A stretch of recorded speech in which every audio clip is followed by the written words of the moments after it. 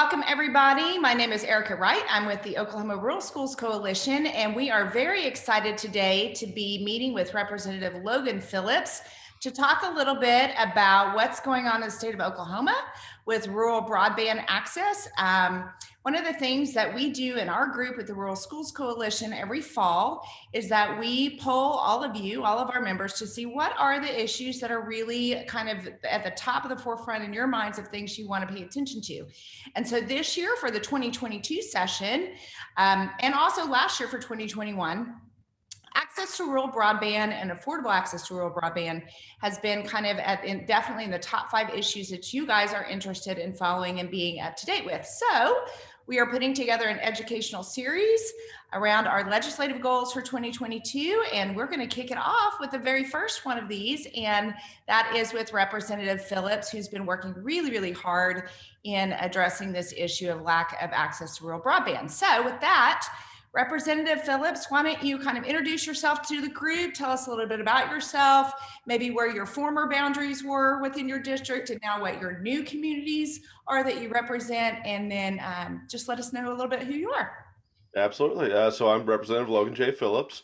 So my district is 24. Now, historically, we have gone from Mounds, Oklahoma to Holdenville, Payton to Preston. So just about 2,200 square miles of just flat out rural countryside, from small schools to larger schools, but all really those islands, rural communities. District's changed quite a bit. We are now representing Glenpool, Mounds, Bixby, and northern Okmulgee County, including the town of Winchester. So I have switched off of being a completely rural legislator to just a partial one anymore. But of course, my background is education. I'm a college professor. I teach business technology, and I've been a teacher for about 17 years. Before that, I've taught everything from elementary school, vocational education programs. I've taught high school mathematics. I taught over in Taiwan. I've taught in the prison systems. So there's not about a classroom that I haven't touched. So to say education is probably an understatement to say the least. But with that, technology and broadband is my specialty. I was in the Army for 6 years, and I was their version of an IT guy. I've been the a broadband coordinator, or not broadband coordinator, an IT coordinator for several different school districts, as well as just an IT professor for the last 7 years. So back and forth, IT, broadband, it's sort of all under my hat. Awesome. Well, we're so grateful to have you. It's still at least partially a rural legislator and somebody with your background of passion for education and knowledge with technology and IT is a really great combination. So that's awesome. So we're not gonna stay on long today, but we just want to let's kick it off with asking you to kind of fill in our members on what you guys were able to accomplish last year in the 2021 session for rural broadband access. Absolutely.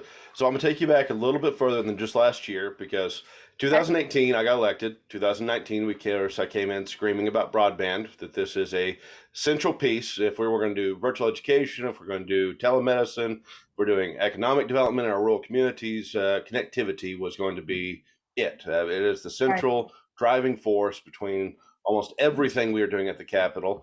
And I wasn't met with much fanfare, magically. Not a lot of people believed me. So we had the 2020. We had what I say is the one good thing that came out of the pandemic is that every one of my leaders in the House and the Senate and the executive branch and the judicial branch, they all went home at the same time. And they tried to get online and do these Zoom meetings, and magically, they didn't work. Right. So I Right. started getting phone calls saying, okay, you were the guy screaming about this. How do we deal with it? So over the 2021 and our 2020 and 2021 session, we were able to first create the RBEC Commission, which is the Rural Broadband Expansion Council. Okay. And we knew, I gathered in ISPs, fiber line connectors, the Native American tribes. We got people that were direct competitors to each other in the realm of broadband. And I set them down and told them that you guys are the subject matter specialists. How do we fix the issue? Leadership came and empowered me to be able to run a couple bills to create this. We got buy-in from over across the entire board, passed unanimously, and we brought in specialists in every way, shape, or form, and we started attacking state statute. And we tend to be behind the line a little bit in a lot of realms. We don't like updating things. The last time we had looked at connectivity was 1996. Holy moly. And we had defined broadband as 512 kilobytes per second. For those that aren't speaking nerd, that is twice the speed of dial-up connection from 1996. Those the old modems, the whirling, popping sounds. There's Mhm. twice that speed. So technically, Oklahoma had high-speed broadband according to our state statutes. So we fixed that. We updated it. We updated our definitions, what broadband was. We searched out every single piece of state statute, and we aligned it to modern standards to automatically update to the FCC standards uh, in preparation that we might be able to get some federal money to help with our issue. And then in the 2021 session, the number one bill that came out of the session came from the RBEC Commission. And in Oklahoma, we don't like giving tax rebates. We are a Republican controlled state. It's not something we do. But we gave a $47 million tax rebate specifically for connecting individuals out. And that was the number one bill. It was a huge bill. It was a massive win. We had originally gone in and asked for $500,000 just to prove that the system could work. And then when everyone went home with the COVID pandemic and realized it was a big problem, they said, that's not enough. Let's build out connectivity. So we had $47 million pot sitting there for companies to come in and start building out the physical hardware and the lines to our rural communities. And we defined it that it had to be to an unserved area or an underserved area. It had to be in a population that was smaller than 100 people per square mile, that was never before served, because we didn't want to rebuild and just incentivize people to build in Oklahoma City and Tulsa. Right. They had connectivity. We don't need to build out to them for the most Right. part. There's sections, but we needed it to our rural communities, to places that had never been served. And so we got all that in place. We passed it. They said, it's not enough, that $500,000 you're asking for. Let's bump it up to 47 million. And it passed. It passed unanimously. Everyone was on board with it. It was a massive win for net connectivity for our rural communities. And then the ARPA money has come out in the last 2021 session for the last 6 months. And that is the American Recovery Plan Act. And of course, we had the COVID funds that came out from before that, and the transport infrastructure. Sorry, too many dadgum words. We had the infrastructure bill that came right after the ARPA funds. Now, with the ARPA funds, the Biden administration came out and they identified for the first time in history broadband as infrastructure. And it seems like such a small phrase to have someone utter, but that made a distinctive change in how we deal with broadband connectivity. It was no longer a nicety that we're watching funny cat videos and looking Right. up stupid TikToks. It's now we need this for commerce. We Sure. need this for education. We need this for health. We need this for mental health. We need this to do everything. So how do we deal with it? But that little phrasing change in these bills changed the funding mechanisms, the way we look at it, the way we can plan for it in the future. And so it has opened up an incredibly new and robust pathway for us to actually get connectivity to every house. Oklahoma was 47th in the nation in connectivity. And since the $47 million passed, the ARPA money's here, we have companies biting at the bit where they said we would never build in rural communities. They're now saying, okay, here's our bid. Here's what we plan to do. Here's how we can do it. Here's how much money we need. And we're setting on the money. We have to have the money to do it. With the ARPA funds, we have probably about $167 million that we can use to build out broadband to our rural communities. With the Awesome. infrastructure bill, there's a minimum of $100 million that will go to broadband, but there's a possibility of it being anywhere between $100 million and $1.2 billion for Oklahoma. Wow, that's amazing. That is astounding. That is mind-blowingly good. That is taking us from 47th in the nation to that governor's favorite top 10 phrase. That means we go to where we have actual connectivity, actual fiber lines to the majority of homes in our state. And we're not talking about the old school satellite dish where you get 15 gigabytes per second. We're Mhm. talking about the FCC standard of 25.3 that you can run Netflix, you can run your business, you can run credit cards, you can run your medical health, you can run your school for multiple computers inside the house. You can have multiple children doing their homework. It is now, because of all that work the RBEC Commission did, we can now limit and restrict this to building good quality connections, not just throwing it down. That's And awesome. it's this, I compare it, the only time this has ever happened in the history of Oklahoma was in the 1920s when we've had this big of an investment in infrastructure. And that was the rural electrification of Oklahoma. Mhm. And so this is not just a once in a few years thing event. This is a once in 100-year chance for us to do this right. And so we have the RBEC Commission, we have the ARPA Commission, we have our specialists still in place, and we're still actively working on it to make sure that we're tracking it, we're reporting it, we're creating a public map so you can see exactly where the internet is, where it isn't. We're going to have clawbacks, so if we give somebody money and they don't do what they say, we're taking the money back. And we'll give Good. it to somebody else that will. Uh, we will see the biggest investment and build out of infrastructure of broadband ever. And that's actively happening right now. And it is incredibly exciting. That is super exciting. So how long, and you may not be able to answer this, but how long do you see this being until it's tangibly implemented and people in rural communities are going to, really start seeing their access become more available? How long does it take to do this? Now, uh, we had projects that were not viable Mhm, for, and companies are now trying to prove themselves mhm. that they can be viable in the rural communities. So they this programs knowing the money was setting here. So like East Central Electric Co-op here in my district, they've sped up their programs. AT&T is throwing up new poles left and right, lining up their connections. We have WISP networks that are broadband are expanding out like Chisholm or uh, Dobson, or we even have telephone companies like Pioneer that all these people are advancing faster than they've ever done before because they know the money's here and we are now a viable market. So it's not something that's going to happen in 6 years, 5 years, 10 years. Good. It happened 6 months ago. And you're going to see the big build outs, the massive ones in the next year or two. You're going to see the completion of these projects within the next 5. So we're not talking next generation, we're talking now. Right. Today, they are actively being built. That is amazing. And I would think that, with us, our viewers are obviously supporters of rural schools, but rural economic development is hand in hand linked with rural schools being able to thrive. And so I think this is just a tremendously exciting thing that we're looking at because obviously this is going to have an impact on economic development. And the more businesses we bring to rural Oklahoma, the more money that's going to go into funding our rural schools who are so heavily dependent on state aid, right? This may be kind of lifting them out of such dependence on the state aid by raising their local taxes. Is that Absolutely.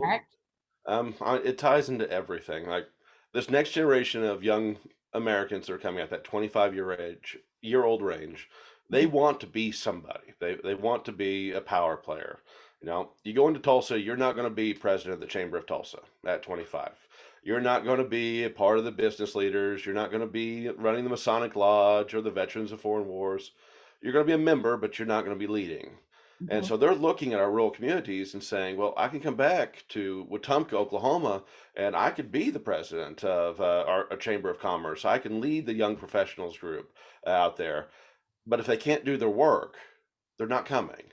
So if Right. we can connect these houses, connect these communities, and do place building on that very basic level, you will bring in young entrepreneurs and young business startups that will restart our rural communities exactly out how they were 40, 50 years ago.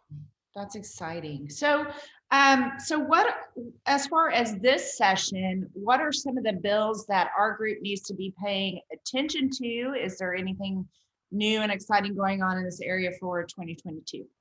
Well, I am still reading through the 4,000 plus bills that I know. I are I don't know how you do it because just reading through education bills has my brain exploding. So it's exhausting, and the majority of them are absolutely just shell bills that have nothing in them. yeah. So I won't speak on other people's bills, but I will speak on one of mine. Mhm. You talked about economic development and how this is important to the rural communities. And dealing with broadband, I knew that we have supply line issues, that we have shortages happening all over the board. And so I started looking internationally on where that materials are coming from. Mhm. And so I identified the country of Taiwan, which is one of our top 9 trading partners, and the Southeast Asia region, whereas the majority of the pieces we're missing right now in the supply line are actually manufactured. So I have filed and ran a bill creating the Southeast Asia Economic Trade Office. I have met with those countries. They are willing and ready to bring in their manufacturing, their pieces here to Oklahoma, utilizing the Port of Catoosa and the Ardmore facilities and one of our small lines, and partnering with Houston Port. I think we can bring in the entire technology sector to Oklahoma that's hemorrhaging out of California and Utah. And because we're located equidistant to every major market, we could bring in the entire international market that we have never really paid that much attention to straight to Oklahoma and be the distribution point for the rest of the nation for technology, for broadband build out, for connectivity. So I do have that bill that I'm pretty excited about called the What is Southeast that bill Asia Young number? Trade Office. I knew you were going to I ask know, me, and I know I had no numbers, idea. numbers, numbers floating around right now. We can look it up. I think I saw it as I was running through stuff. So I'll, if you don't know off the top of your head, I can look it up and add it. I got a lot of numbers floating around right now, and it's just not pulling forward. Awesome. Well, I love that. That's a very creative. One of the things I really enjoy about you, Representative Phillips, is that you're willing to connect with people and you really do a good job of educating your constituents and the rest of us that pay attention to your work. And so thank you for that. But also, I like that you just seem to really think outside the box and in a practical manner that really serves not only your own communities, but the greater communities abroad. So thank you for that, because I don't think that that's a very unique quality about you amongst your peers. And we all, I can speak for myself, I definitely appreciate that about you. So what I'm hearing then is mostly the lion's share of all the work on bringing rural broadband connectivity to our communities has been done. Now it's just kind of playing out that there are some shell bills out there for this session, that if there's anything else that they run into that could be dropped into, but there's really nothing major that we need to be paying attention to. You'll see one mega bill, one omnibus bill come out for broadband this year. All the pieces that we tried and didn't quite work, we're going to go ahead and fix those. I Okay. don't like leaving things in statute that are wrong or done wrong. And I'll be honest with you, I made some mistakes. Um, we tried to make Commerce do all the mapping and requiring and realized that FCC already did that. So why Yeah. have it in state statute? Yeah. We'll see the creation of the Broadband Coordinator's Office this year that will help for longevity. But for the most part, we have a few shell bills for broadband in case something pops up that we need to deal with immediately. But we will be working on the actual implementation of it now this year. So we had 1 year to research, 1 year to create. Now we're running live with it, and we'll next year we'll be reporting and continuing on. That's awesome. Well, thank you so much for agreeing to meet with me today. We will get this posted up onto our YouTube so we can have a shareable link within the group. And if is there anything else that you want to say before we stop recording and then wrap this thing up? Just if there's anything any of your people need, I know I represent District 24, and I'm very happy with that. But I'm a state representative, and so if it benefits the state, it benefits my people. It's something I'm happy to work on. So any of your people are happy to reach out to me. I make myself available at any point in time. Okay, awesome. Thank you, Representative Phillips. Thank you so much for being such a great champion for our rural communities and our rural schools on this issue. I think we all saw through the pandemic when COVID started that a lot of needs popped up that we didn't realize were there. So we really appreciate you jumping on this and championing it for our rural districts. And with that, I'm going to go ahead and stop recording, and then you and I can sign off on the back end. So Sounds good. thank you, Representative Phillips. Thank you.